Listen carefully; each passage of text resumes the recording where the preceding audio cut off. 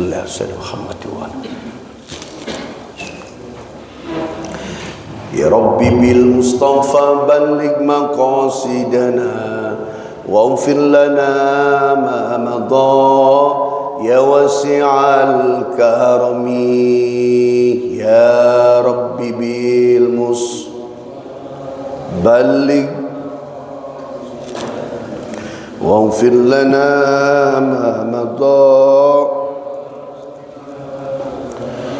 Muhammadun sayyidul kaunaini wa thaqalaini wal fariqaini min urbin wa min ajami. Ya Rabb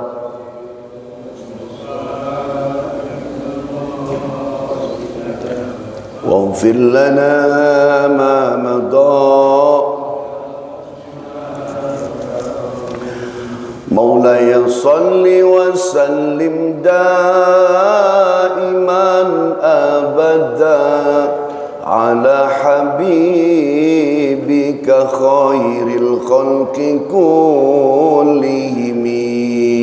Ya Rabbi bil mus balligh maqasidana waghfir lana ma madha ya wasi'al karami. Allahumma salli wa sallim wa barik alaihi bisahli sadri wa yassir li amri wa utammil lisani yafqahu qawli. Bismillahirrahmanirrahim. Assalamualaikum warahmatullahi wabarakatuh. Alhamdulillah wassalatu wassalamu ala rasulillah. May yahdihillah fala mudhillalah wa may yudlilhu fala hadiyalah. Asyhadu an la ilaha illallah wahdahu la syarikalah wa asyhadu anna Muhammadan abduhu wa rasuluhu alladzi la nabiyya ba'dah. Allahumma salli ala sayyidina Muhammad ibni Abdillah ma ba'du.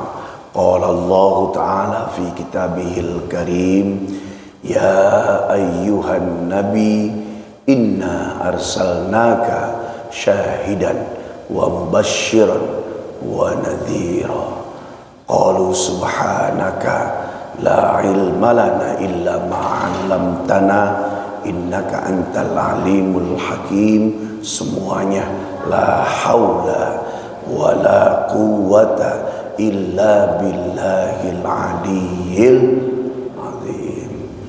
Bapak Ibu sekalian, di kesempatan yang berbahagia ini, mari sama-sama kita buka segala urusan kita sampai duduk di majelis ilmu, selesai melaksanakan sholat zuhur berjamaah. Yang zuhur berjamaah ini adalah ranking ketiga berjamaah dalam sholat rawatib sehari-hari. Kita buka dengan baca surah Al-Fatihah.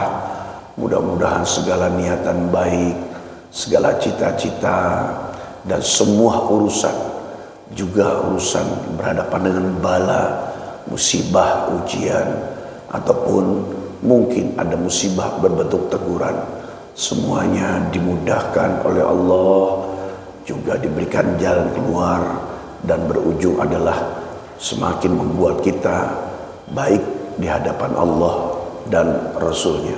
Ala hadhihi niyyah wa likulli niyatin salihah wa ila hadratin nabiyil mustafa Muhammadin sallallahu alaihi wasallam. Al-Fatihah. A'udzu billahi minasyaitonir rajim. Bismillahirrahmanirrahim. Alhamdulillahi rabbil alamin. Ar-Rahmanir Rahim. Maliki yaumiddin. Iyyaka na'budu wa iyyaka nasta'in.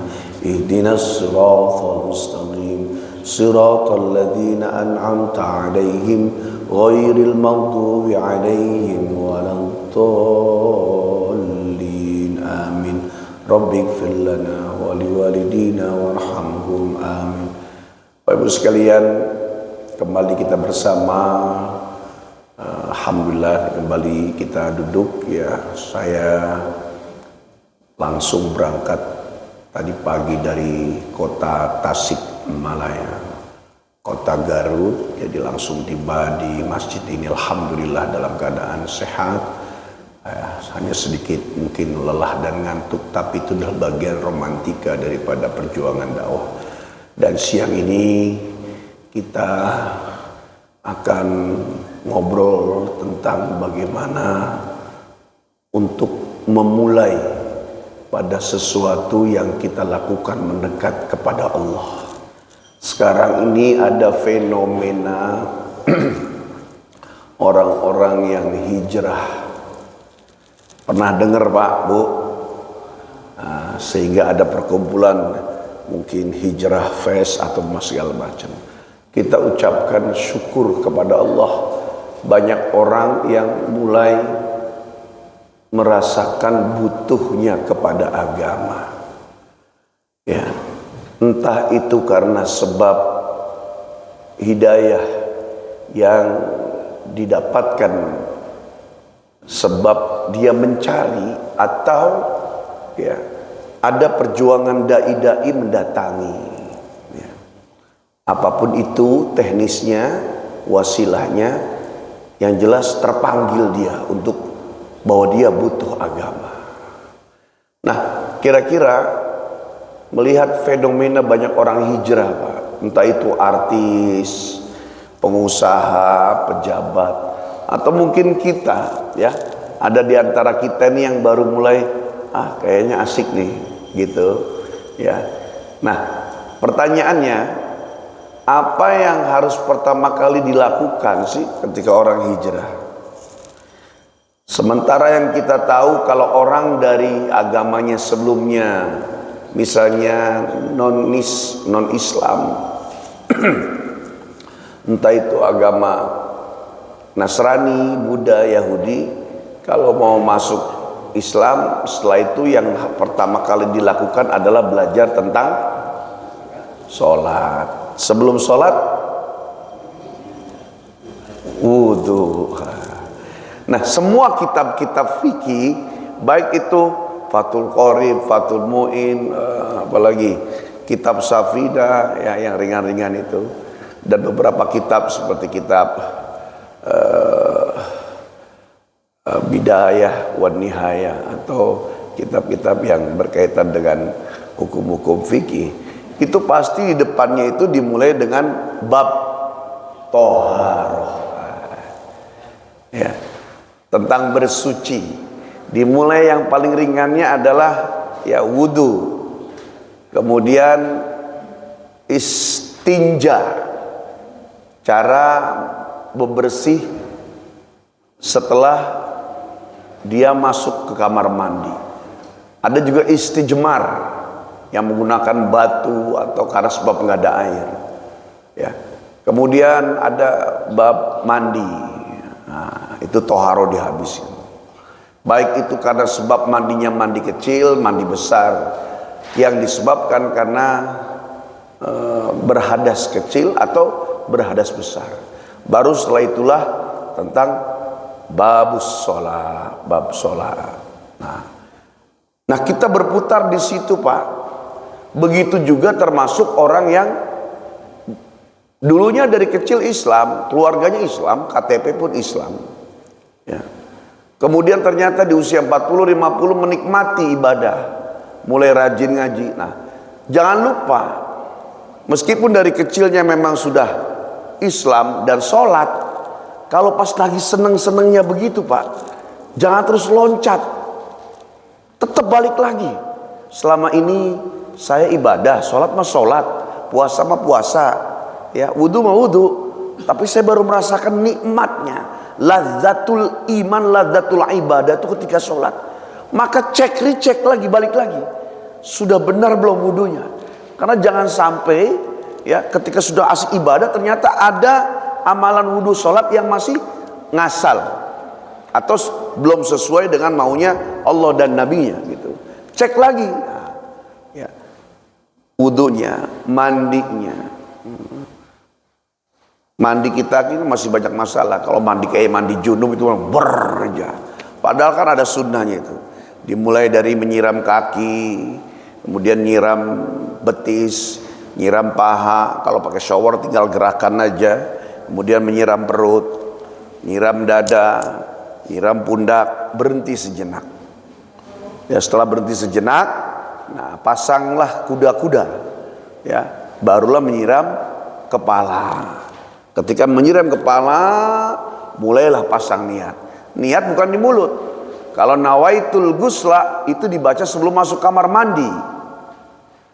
Nawaitul ghusla, ya, li ijalatil najas atau hadasil akbar, fardhon lillahi ta'ala. Masuk, siram bawah terus sampai sini. Nah ketika air turun, baru ya Allah, sambil air turun, saya niat mandi besar untuk menghilangkan hadas besar karena engkau. Dan itu bukan di mulut, adanya di hati, sambil airnya turun dari kepala ke wajah. Nah kita ya banyak yang asal, ya. Itulah bahkan fungsinya seorang suami mengajarkan cara mandi kepada istrinya. Itu kewajiban kita, Pak. Coba cek, recheck, dari mulai kita menikah sampai detik ini, sudahkah kita mengajarkan mandi besar sama istri kita? Ya, kalau ternyata belum, tanya sama istri kita, sudah diajarin belum sama ustazahnya saat di majelis? Ternyata enggak, belum pernah. Maka cepat langsung dari situ dulu, Pak. Meskipun kita sudah 50 tahun Islam, ya, karena jangan sampai merasa sudah oke. Nah, PR tuh, sholat dari mulai gerakan Allah. Saya pernah menyampaikan, ya, fenomena yang terjadi Allah. Kemarin sudah kita pelajari bersama.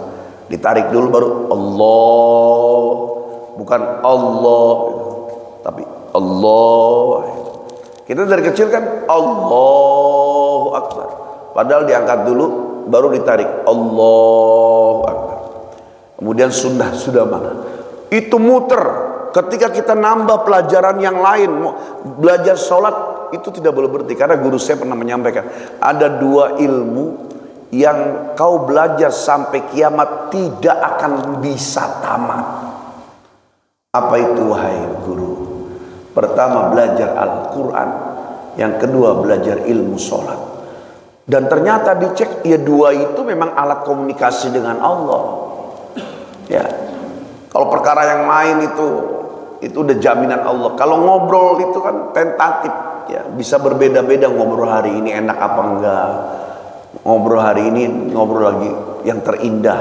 Nah, sholat alat ngobrol dengan Allah, baca Quran alat ngobrol Allah dengan kita. Itu nggak boleh berhenti belajarnya, karena selama kita hidup kita masih butuh Allah. Selama butuh Allah masih butuh ngobrol. Nah ngobrolnya itu alatnya tadi sholat, puasa, sholat dan baca Quran. Nah selama kita masih melakukan sholat jangan pernah berhenti, Pak. Karena ternyata itu adalah latihan kita. Dan selama kita sudah mapan ilmunya pun, godaannya itu nggak berhenti.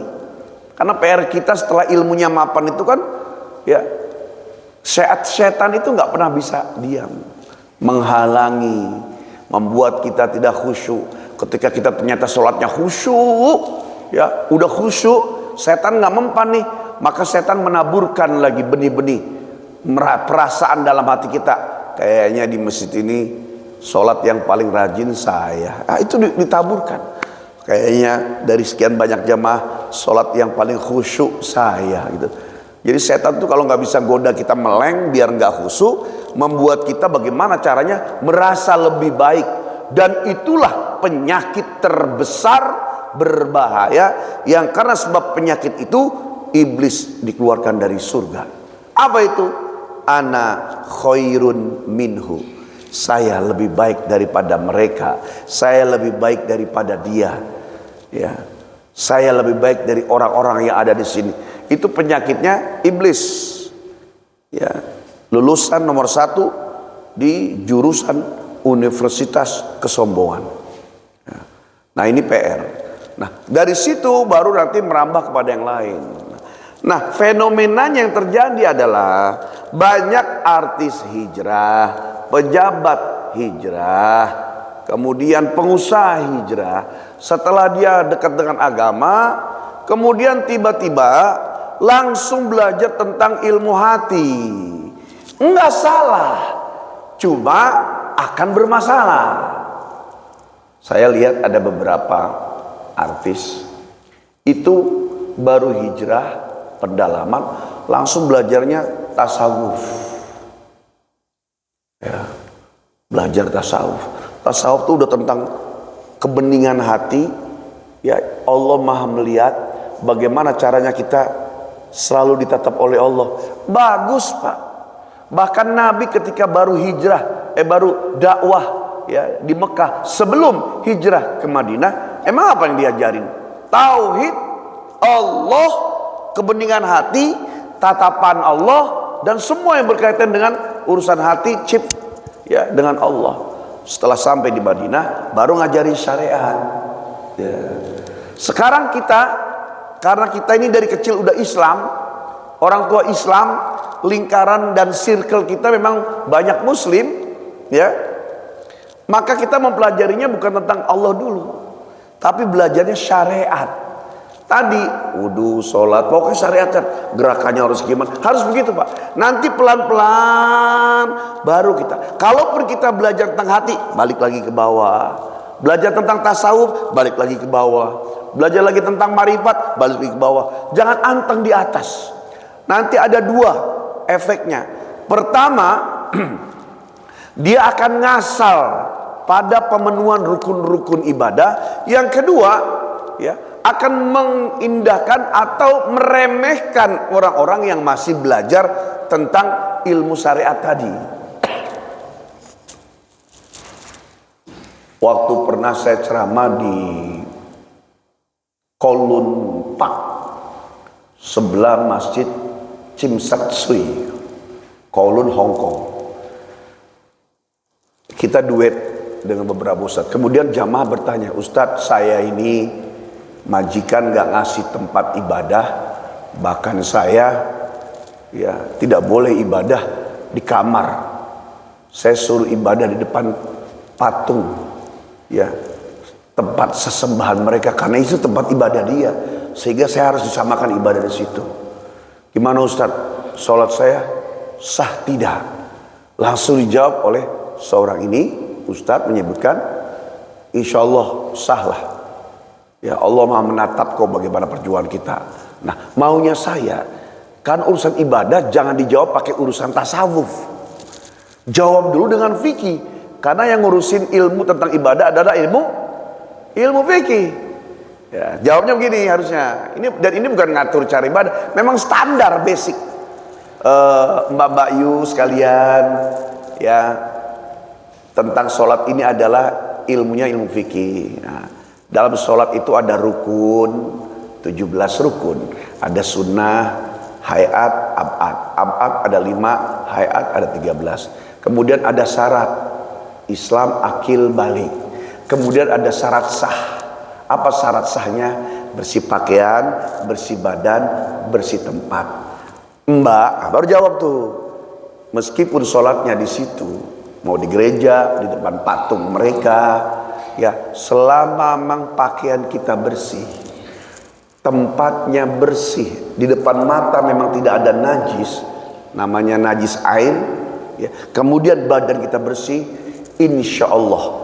Kemudian rukun-rukunnya dipenuhi, 17 rukunnya, sunnahnya, insya Allah sah. Begitu. Perkara diterima tidak diterima, sampai pun seorang wali pun masalah diterima tidak terima, itu bukan urusan kita, itu urusan Allah.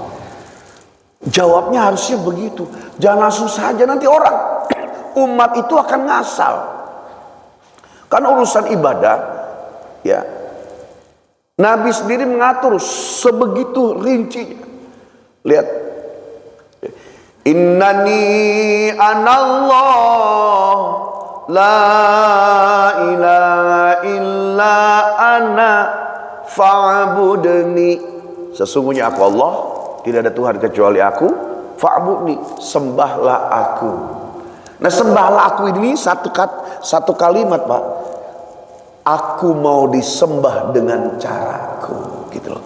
Di situ tafsiran panjang. Makanya nabi-nabi yang sebanyak 124.313 rasul itu diajari oleh Allah bagaimana cara menyembah. Allah langsung yang mengajari.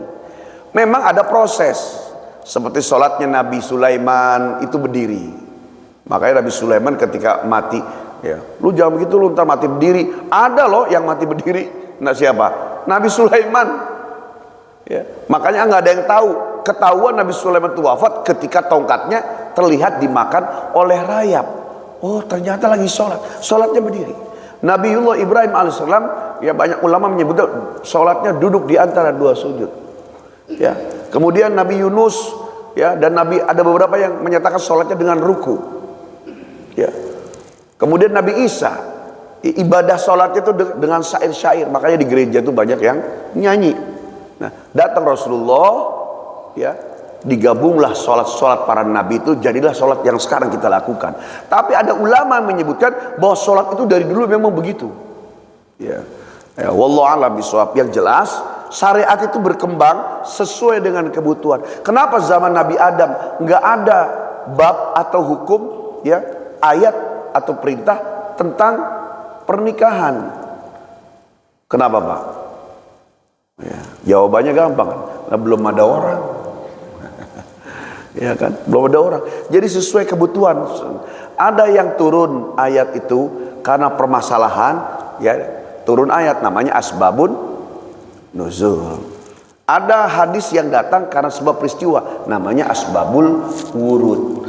Ada yang memang turun perintah tanpa harus ada sebab, tapi Allah menginginkan sebuah perintah, turun ayat. Ya Muhammad, katakan kepada umatmu bahwa aku bla bla bla bla. Oh, turun perintah syariat baru. Gitu. Ya. Nah, termasuk pada belajar tadi, pada ilmu fikih itu ibadah memang kita diminta. Setelah kita sempurnakan semua cara wudhu yang benar, sholat benar, mandi yang benar, tayammum benar, kemudian kita belajar tasawuf, makrifat, waro, zuhud, maka serahkan hasilnya kepada Allah. Jadi nggak langsung loncat. Saya perhatikan ada beberapa, insya Allah ini bukan ghibah karena kita nggak sebut nama. Ini fenomena yang nantinya baru hijrah langsung belajar tasawuf, sehingga akhirnya apa? Syariatnya rontok, pondasinya itu keropos. Dia nulis atau menyebut saja salah, padahal kita itu dari bawah dulu. Rasulullah itu sesempurnanya orang dalam ilmu tasawuf. Meskipun zaman Nabi tidak ada sebutan tasawuf, waro, zuhud, marifat, hakikat. Yang membagi itu ulama-ulama kita. Nah, tapi secara hakikat Rasulullah ahli tasawuf, Rasulullah itu ahli marifat, Rasulullah itu ahli, ya, hakikat, Rasulullah ahli zuhud, Rasulullah ahli waro. Tetapi Rasulullah SAW adalah orang yang kalau sholat tidak mudah berhenti sujudnya, enggak sebentar. Orang yang kalau berdoa mengangkat tangannya tinggi-tinggi sambil menangis. Orang yang kental makrifatnya, tapi juga orang yang kental dan kokoh syariatnya. Beda dengan kita, Pak.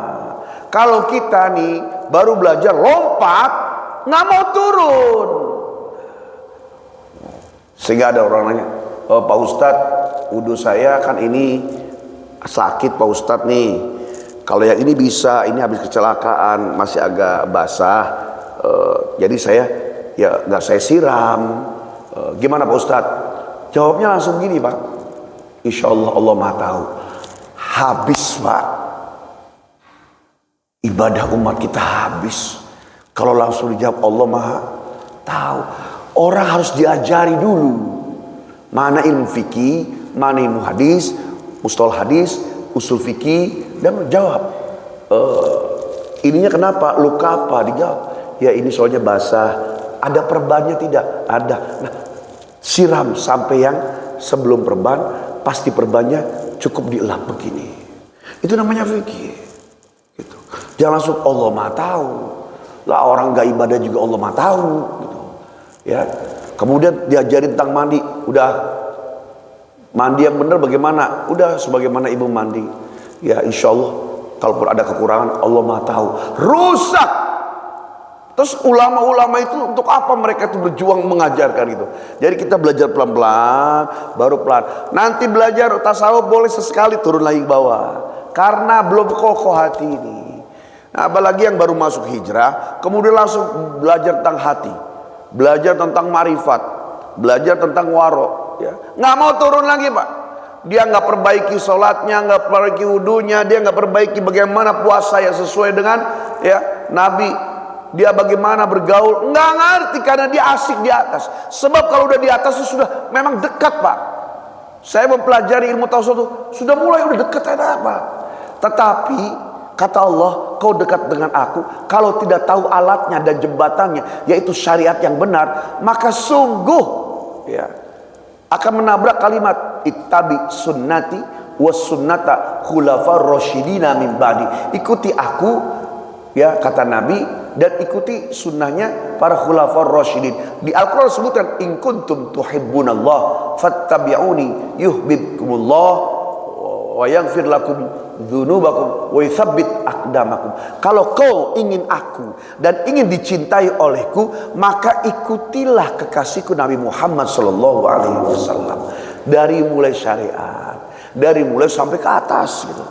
Jadi jangan langsung lompat. Ini tuntunan kita supaya kalau orang baru hijrah dimulai dari apa? Tahu apa yang harus dilakukan. Tadi seperti Bapak bilang, sholat, wudu. Dari situ baru mulai nyari guru.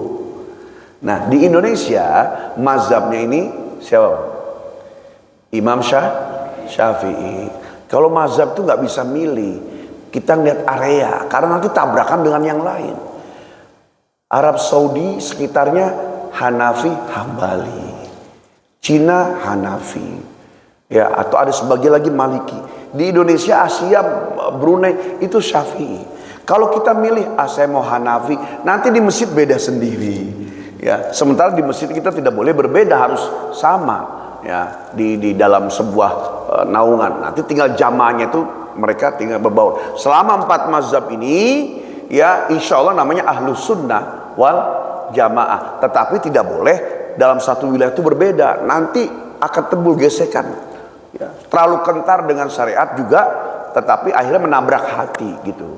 Nah, Imam Syafi'i gitu ya. Nah, kita ini belajar pelan-pelan. Saya tahun 2010 bertemu dengan salah satu orang yang dia sedang hijrah. Nah, kenapa saya angkat? Kita nggak bicara siapa lebih baik, bukan. Nanti urusannya akan bermasalah dengan hati. Nah, ini saya lihat sebelum saya kenal beliau, ya, saya mengetahui bahwa beliau sedang pada ilmu marifat yang seluruhnya. Saya dalam hati alhamdulillah, karena ini gak gampang. Ya. Nah, suatu saatlah ketemu Pak, ceritanya Pak, ketemu di sebuah tempat pengajian. Keluarlah ucapan begini, orang bumi, begitu. Orang bumi. Saya langsung jawab, orang bumi. Nah, kita lagi di bumi nih. Saya nggak ngerti bahasa dia. Nah, kemudian dia membahasakan bahwa kami ini orang-orang langit. Setelah saya cari tahu, ternyata dia belajar ilmu hakikat. Syariat, torekat, hakikat, marifat. Kalau orang belajar sampai di marifat, nanti dia akan tunduk dan tawadu. Tapi kalau orang belajar sampai di hakikat, nggak nyampe marifat, timbullah kesombongan. Makanya ada kelompok di daerah Kerawang, Jawa Barat ke sana tuh namanya kelompok haqqoh, orang-orang berhakikat. Dan hakikat itu contohnya Pak, seperti orang-orang yang memang mereka tuh pergi ke sebuah tempat tapi nggak pulang. Kalau belajar marifat tuh balik lagi. Nah, ini saya sampaikan meskipun bapak-bapak mungkin santai dan apa adanya ala kadarnya belajar gitu. Nanti naudzubillah suatu saat ketemu fenomena ini. Yang orang-orang itu satu kelompok ada yang gesekan, jangan maulid, Nabi nggak melakukan. Nanti ketemu lagi orang-orang yang merasa sudah di atas karena merasa hatinya udah ketemu Allah. Sementara kita baru mulai lagi asik mulai menikmati sholat, menikmati tentang wudhu, menikmati ngaji. Nah, ketemulah orang itu. Artinya kita bisa membentengi diri atau tidak mudah melangkah ke sana. Karena belajar ilmu agama itu pelan-pelan Pak. Beda ketika kita menghindari kemaksiatan, harus lompat. Saya sehari 5 botol Ustadz, haram. Kalau saya kurangin jadi 3 botol gimana Ustadz? Ya tetap haram. Sebotol haram. Sloki ya haram. Stengki haram. Nah, harus lompat langsung ya. Tapi kalau belajar ke Allah pelan-pelan. Belajar sholat pelan-pelan, belajar wudhu pelan-pelan, nggak usah gerasa gerusuh. Persis seperti anjuran Nabi. Kalau bapak dari rumah mau ke masjid, setelah dengar azan, ya jalan, atau setelah qomat karena memang ada kesibukan di rumah, Allahu asyhadu an la ilaha illallah asyhadu anna Muhammadar Rasulullah. Bapak baru berangkat nih, jalan juga tetap santai pak, nggak usah kocok-kocok gitu, tetap santai. Kenapa? Karena derajatnya tidak akan pernah sama dengan orang yang azan sudah di masjid. Jadi tetap santai aja. Itu. Nah kita kan kadang ekspresi pas komat buru-buru dari rumah, bener apa bener? Iya. Padahal santai aja. Begitulah sampai kisahnya. Guru saya yang beliau ahli di dalam bidang ilmu marifat itu, mohai santai saja hidup ini, nikmati. Kita masih di dunia, nikmati dunia. Kita diminta tunduk taat kepada Allah, nikmati ketundukan itu. Jangan serius-serius, karena Allah saja nggak terlalu serius kok. Bahasanya gitu. Ini kalau diajar sama orang awam bahaya nih pak. Kata saya, maksudnya gimana? Iya, itu lihat loh sholat itu, nggak bisa diri, duduk, nggak bisa duduk, berbaring, nggak bisa berbaring, terletak, santai saja. Allah welcome sama kita. Itu bahasa beliau buat muridnya, yang muridnya itu banyak ada dai-dai gitu. Nah, kalau bahasa saya, nikmati ke Allah pelan-pelan. Ittaqu mastata'tum. Bertakwa pada Allah ya sesuai kemampuan. Sehingga akhirnya tidak nabrak. Ada langsung baru belajar 5 sholat. Ini belajar semua. Suatu saat ada masalah yang sangat berat, yang dia nggak sanggup menghadapinya, dan dia tidak tahu harus bertanya kemana, dan itu dia tidak lakukan. Akhirnya ambiar, dia tinggalkan itu semua masalah sampai dia pun tidak mau sujud lagi, nggak mau sholat lagi. Naudzubillah min dzalik. Maka bapak-bapak yang sekarang sudah istiqomah di majelis, di rumahnya ada, di sini ada, nikmati pelan-pelan. Ya, kentalkan syariat. Dari mulai gerakan-gerakan, ya, bacaan-bacaan, kemudian sampai kepada salam, assalamualaikum, assalamualaikum. Ya, contoh. Kita pas tahiyat itu pak, ya, dari mulai berdiri, ruku, i'tidal, sujud, pandangan mata kita ke tempat kita sujud. Allah. Jadi sholat tuh tidak merem, ya, tidak juga ngelihat ke atas, ngelihat bawah, tapi juga nggak merem, ya. Tapi pas gian bapak tahiyat asyhadu alla ilaha illallah, mata kita pindah dari tempat sujud ke jari ini. Ini semua mazhab anjurannya demikian. Asyhadu alla ilaha illallah. Nah, gitu. Nah, kita enggak. Masih banyak yang begini-begini aja. Nah, semua begini. Kemudian ini agak menunduk ke tempat sujud. Nunduk menyatakan bahwa Allah itu ahad, ya. Kemudian nunjuk ke tempat kita sujud, pertanda hidup ada ujungnya gitu. Ini ada simbol, Pak. Itu. Jadi kita suka diledek sama orang Islam sholatnya begitu ya. Nengok kanan gak ada orang, ya, nunjuk gak ada yang ditunjuk, karena kita nunjuknya ke tembok, padahal harusnya ke bawah. Nah, kalau perkara mereka begini biarkan, yang penting pakai ilmu mereka juga. Kalau Imam Syafi'i itu asyhadu an la ilaha illallah, turun lagi pas fil alamina innaka hamidum majid. Nah, kalau Hanafi, ya, Imam Hanafi itu setiap ada Allah naik dia. Ya, at-tahiyatul mubarakatus salawatut thayyibatu lillah. Ya, assalamu alayka ayyuhan nabi wa rahmatullah wa barakatuh. Assalamu ala ibadillahi shalih. Asyhadu an la ilaha illallah, asyhadu anna Muhammadar Rasulullah. Jadi naik itu beberapa detik. Nah, saya masih belum ketemu yang begini nih. Cepat belum ketemu. Kalau Imam Hambali itu sekali saja asyhadu an la ilaha illallah. Udah. Ya, kalau yang Hanafi ini begini. Setiap ada Allah dia satu, ahad, ahad, ahad. Sambil diliatin, nah, gitu. Nah itu teknis, ya. Cuma saya kasih anjuran buat bapak-bapak, kalau sholatnya jamaah mau pakai begini, ya itu disamaratakan, jangan beda sendiri. Nanti jadi perhatian orang, termasuk tetangga sebelah kanan kiri itu akan ngeliatin. Karena yang paling aktif. Makanya kalau begitu sholatnya di rumah, karena itu cuma teknis, bukan prinsip, Pak. Ya. Perbedaan dalam ibadah secara teknis. Mau begini silakan. Ya, kunut nggak kunut silakan. Mau yang di depan dada, mau di sini nggak apa-apa. Yang jelas selama masih kita berkutat mendasari ibadah-ibadah yaumiyah itu dengan ilmu, insya Allah nyampe kepada Rasulullah, sanadnya nyampe kepada Allah Subhanahu Wa Taala. Yang tidak boleh kan merasa lebih baik, ya, menyatakan mereka salah. Nah, kalau saya yang jelaskan tadi, ini kita ngaji serius. Ya, supaya memberikan kita sebuah pandangan mata yang wide, lebih luas, ya, bahwa untuk belajar urusan agama pelan-pelan, jangan buru-buru naik, karena fenomenanya terjadi di sana. Baru hijrah langsung belajar ilmu marifat, baru hijrah langsung belajar ilmu tasawuf.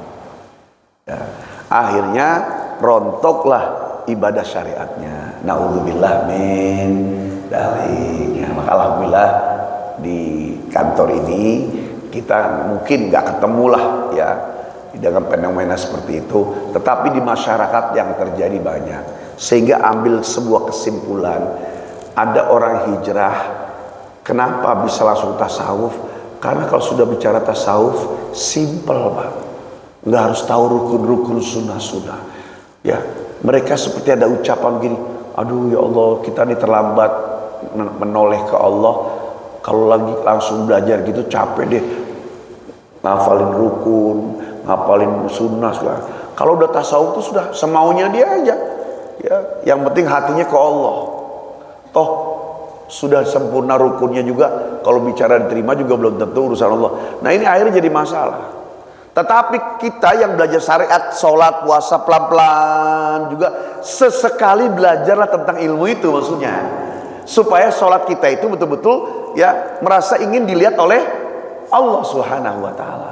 Kalau nggak ada sama sekali belajar marifat, nggak ada sama sekali tentang tasawuf, nggak pernah mau, pokoknya udah belajar fikih aja, akhirnya kita ya hati ini jadi apa namanya, divergen, konvergen, kalau cahaya tuh nyebar, nggak tahu ini sholat saya mau kemanain. Sesekali boleh, ya, tapi kentalah dalam syariat, naik sekali, turun lagi, naik sekali. Kalau langsung lompat ke atas nggak mau turun, dan itu yang terjadi saat ini ya di antara halayak circle orang-orang yang baru hijrah. Ya, mudah-mudahan kita semua yang ada di majlis ini, di masjid ini, ya istiqomah belajar, tidak pilih-pilih. Memang cuma buat kita yang memang sedang belajar dari awal sebagai pemula, sampai saya yang mungkin orang panggil udah kemana-mana, tidak pernah berhenti belajar ilmu syariat. Ya, saya ngerti tentang bahasan tasawuf, saya ngerti bahasa tentang marifat, saya ngerti bagaimana untuk bisa mendalami ilmu warozu, saya ngerti. Tapi ternyata masya Allah, ya, semakin kita tahu belajar tentang ilmu itu, semakin kecil, Pak. Sehingga saya benahi lagi bagaimana wudhu, sholat, ya, bagaimana kita untuk mandi, itu hal sepele. Jadi kita semakin belajar ke sana, kemudian ke bawah lagi, semakin kecil lagi. Ya, jadi akhirnya malu kita belajar ilmu tasawuf tuh, akhirnya cuplik kayak orang nyolong mangga, ambil satu balik lagi ke bawah. Ya Allah, pelajari lagi di bawah. Itulah pondasi. Pondasi itu kuat, kalau di atas semakin ringan, semakin ringan, semakin ringan, gitu. Belajar tentang ilmu pun demikian, bapak-bapak, ibu-ibu, terus jangan pernah berhenti belajar tentang ilmu peribadatan. Dan kokohnya adalah dua tadi, Quran, sholat, kemudian bab bersuci. Jangan meremehkan. Nabi pernah melewati sebuah kuburan bersama Ibnu Mas'ud, ya. Ketika melewati, terhenti di sebuah kuburan, kemudian Nabi mengambil sebuah ya batang pohon, ditancapkan di kuburan, kemudian berjalan. Ibnu Mas'ud bertanya, ada apa ya Rasulullah? Aku mendengar bahwa ya orang yang di dalam kubur ini sedang disiksa, ya, siksa. Terus apa yang mereka alami? Mereka disiksa karena sebab istinja atau toharah yang gak bersih. Pipis, Pak, pipis nggak bersih, maka minimal tanaman yang kutancapkan di kubur selama dia hidup, tanaman itu bertasbih, yusabbihu lahu ma fis samawati wa ard. Ya, dia akan bertasbih. Selama bertasbih, maka Allah akan meringankan siksa kuburnya.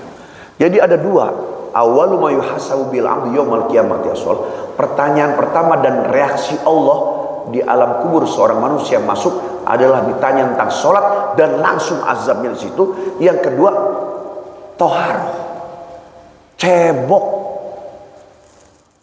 nggak pakai nanti, Pak. Sebelum ada hisab dan mizan, cebok tuh langsung ya dikasih. Kenapa? Dari cebok yang tidak benar, maka merembet sholat kita jadi segala macam. Nah, itu sampai sekarang. Nah, kita ini ya malu-malu. Kenapa? Cebok dong, masa nggak bisa? Ternyata ada caranya. Kenapa laki-laki disiramnya dari depan doang? Kenapa perempuan itu siram dari depan, dari belakang? Kenapa laki-laki itu kalau misalnya pipis itu harus dehem? Saya perhatikan di masjid-masjid itu ada berderet di toilet, pipis itu tanpa dehem. Padahal itu memang sunnah. Dehem, Pak, harus turun dari perut. Dan perut itu nggak bisa dengan ngeden, dehem.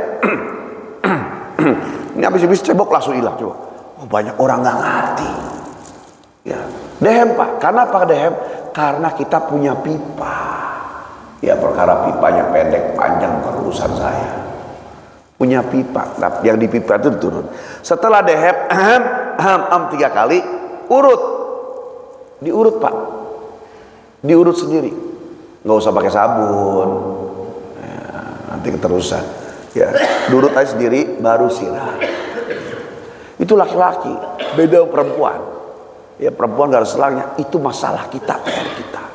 Sering orang, makanya kalau bagus, bapak itu kalau mau pipis di rumah, kalau masjidnya dekat. Kalau pas mau sholat, sebelum wudhu bapak pipis, hati-hati. Itu PR kita. Kan kita kalau pas air wudhu gak tau air kencing, itu repot. Selama gak ngebet banget, artinya ditahan, tapi gak ngebet, tahan. Ya, tapi kalau udah ngebet, pipisin. Kenapa? Makruh menahan. Ya, pipisin gitu. Kenapa? Kalau sudah dipipisin, itu PR kita itu. Habis pipis, kita nggak dehem, sampai bener-bener ditekan. Nanti pas giliran sujud pertama, mau bangun itulah masalah kita. Apalagi di atas 40 tahun. Yang metabolisme kita sudah menurun. Ya, habis makan jalan masih tetap nggak kekuras juga kalorinya gitu. Ya, ini menurun. Ya, umur 40 kita udah olahraga, perut tetap aja gendut, Pak. 40 ke atas, apalagi sudah over second ya, 50 tahun ke atas itu. Nah, lagi berdiri nggak kerasa, pas giliran sujud bangun netes. Apa ya kudu diikat pakai karet? Nggak juga. Kan air yang keluar dari kubul bagian depan 4. Baul, madi, wadi, mani. Baul ya sama dengan madhi, yang kalau keluar netes enggak najis, tidak wajib mandi, tapi harus dibersihkan. Ya, kalau wadi sama mani dia enggak najis tapi wajib mandi. Ya, madhi karena sebab kelelahan, Bapak yang terutama kuli panggul itu yang mereka kerjanya manggul, setiap bangun tidur itu dipastikan pasti sebelum pas bangun itu pasti basah, dan itu bukan mani, najis itu. Nah, itu harus disiram. Nah, kita ini keluar, Pak. Di usia kita ini capek dikit keluar. Kita selalu bangun tidur dicek. Oh, ada nih. Karena capek seharian. Bapak yang pernah capek semalaman bekerja dari luar kota, begadang, cek. Jangan langsung wudhu. Meskipun gak nyolek istri, cek dulu. Wah, basah. Ya, berarti ganti celana. Ini sepele, banyak orang gak ngerti. Bangun tidur, sholat subuh, ya, langsung wudhu, langsung berangkat ke masjid. Padahal nggak tahu di situ ada najis. Kalau mani enggak, cuma juga nggak sah juga kalau langsung sholat wudhu kan, karena harus mandi gitu kan. Nah, ini PR kita. Ya, jadi jangan tinggi-tinggi belajar ilmu yang jauh, meskipun sesekali harus belajar, karena nggak belajar itu juga akan ngambang tujuan ibadah kita. Mudah-mudahan sedikit manfaatnya. Ya, 2 menit, 3 menit, mungkin ada yang mau bertanya, silahkan. Monggo silahkan Pak.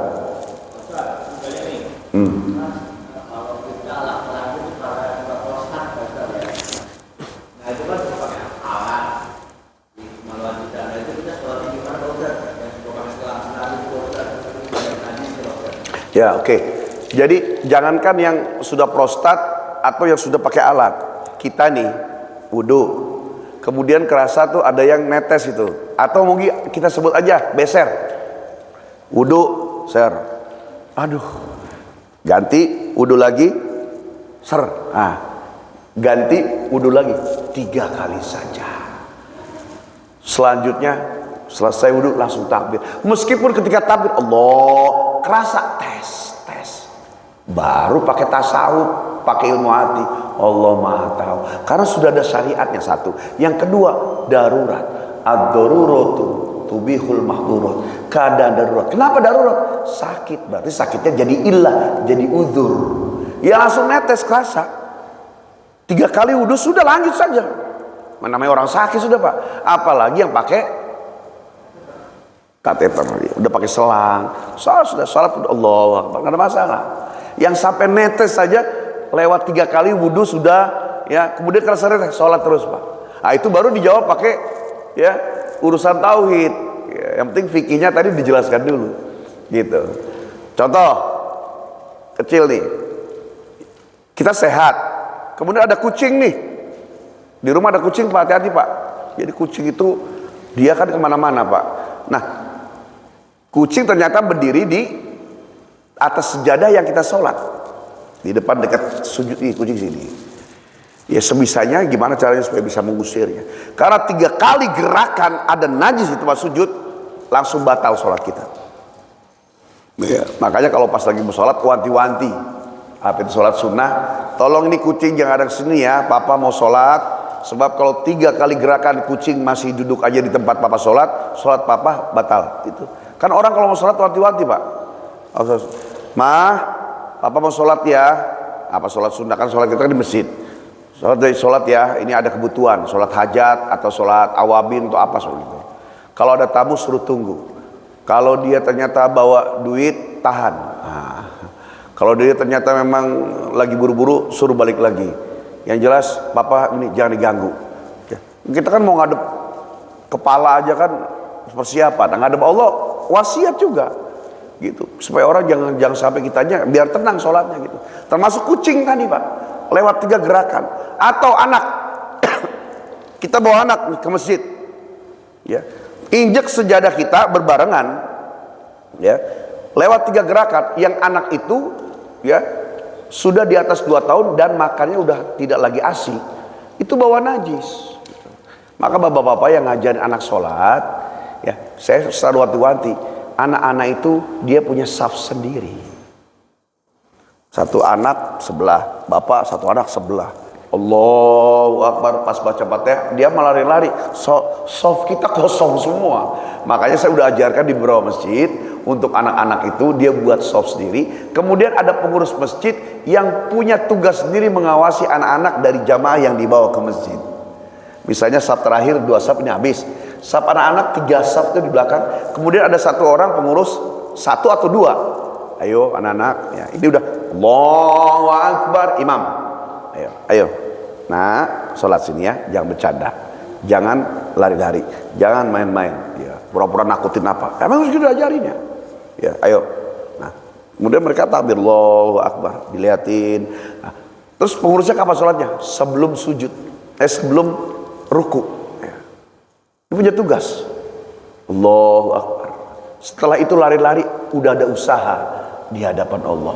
Tapi kalau misalnya bawa, ya, kemudian lari-lari. Belum lagi kalau misalnya ternyata di depan tuh ada handphone. Saya pernah sholat juga, namanya ustadz juga kan manusia Pak. Naruh kacamata di depan, karena nggak mungkin ditaruh di sini. Di sini suka kerak pernah taruh. Ya, ada jamaah bawa anaknya, pas giliran sholat lari-lari Pak. Kan ada di sini dalam hati, ya habisnya kacamata gua. Ada gitu. Waduh, mana baru lagi, aduh, mana mahal gitu, ada gitu. Oh, bolak-balik. Nah, itu. Makanya di masjid-masjid yang saya ngajar itu ada ya saran kepada mereka satu saf khusus anak-anak jamaah. Kadang yang salah kita juga, Pak. Anak-anak lari-lari di rumah. Jangan lari-lari di rumah, sempit, sumpek. Sana ke masjid, legaan. Gitu. Akhirnya anak di masjid pada lari. Sampai kita bawa jamaah juga pada lari. Ya, sementara itu saja mungkin pas jam 1. Mudah-mudahan Allah berikan kepada kita semangat untuk istiqomah dalam ibadah. Al-Fatihah.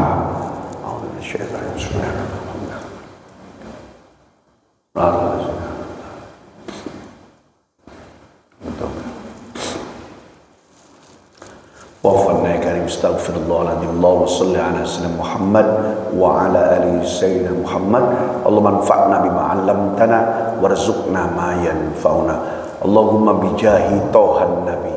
Ya Allah, dengan kemuliaan nabimu Nabi Muhammad, ampuni semua dosa kami, ampuni dosa keluarga kami, ampuni dosa semua dari orang-orang yang kami cintai. Ya Allah, terima amal ibadah kami ya Allah, dari mulai hal yang paling ringan wudu mungkin bagi kami, sholat dan seterusnya ya Allah. Ya Allah, bimbing kami istiqomah belajar, mencari ilmu dan ilmu nabimu agar mendasari ibadah-ibadah yang kau pinta dari kami. Ya Allah ya Rabbana, bersihkan hati kami dari iri, dengki, hasud, ujub, takabur, sombong dan semua penyakit yang bisa menutup pintu surga buat kami ya Allah. Ya Allah ya Rabbana, angkat penyakit badan, fisik, jasad kami ya Allah, agar tidak ada alasan malas untuk beribadah ya Allah. Ya Allah ya Rabbana, limpah curahkan rizki yang banyak berlimpah ya Allah, banyak cita-cita, banyak rencana, agar kami bisa bermanfaat buat keluarga, agar kami bisa bermanfaat buat agama, agar kami bisa bermanfaat buat manusia yang banyak ya Allah. Panjang umur kami dalam taat, wafat suatu saat nanti ya Allah, husnul khatimah. Rabbana atina fid dunya hasanah wa fil akhirati hasanah wa qina adzabannar. Walhamdulillahi rabbil alamin. Assalamualaikum warahmatullahi wabarakatuh.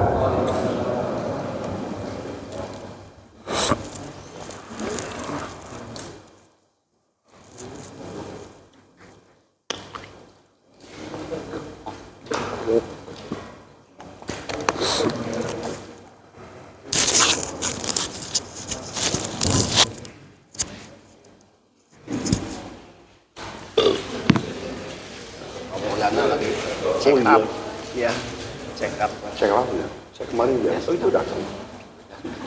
Jadi kemarin saya